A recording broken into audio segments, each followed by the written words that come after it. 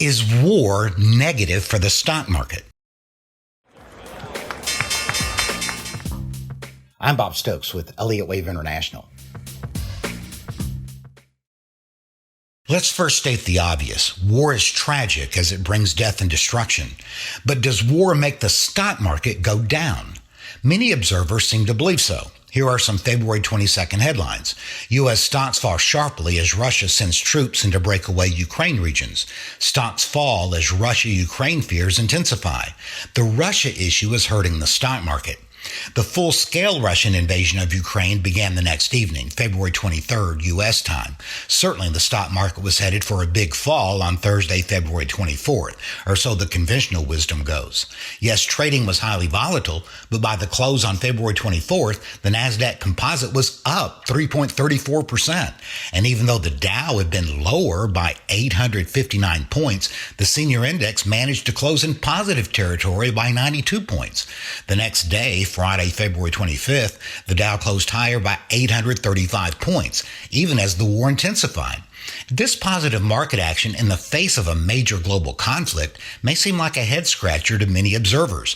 Yet Elliott Wave International has long held that news and events, no matter how major, do not determine the stock market's trend. Indeed, history shows that the stock market behaved differently during 4 major wars.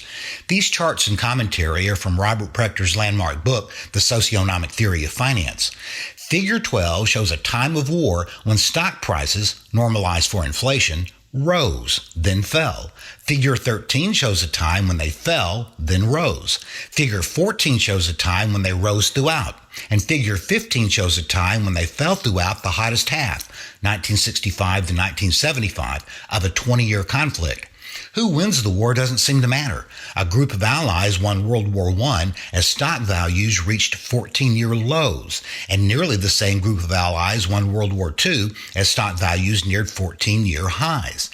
Many market observers also assume that economic numbers, OPEC's actions, elections, earthquakes, and many other events outside of the market cause the stock market to go up or down. However, just like with war, the evidence shows that this is simply not the case.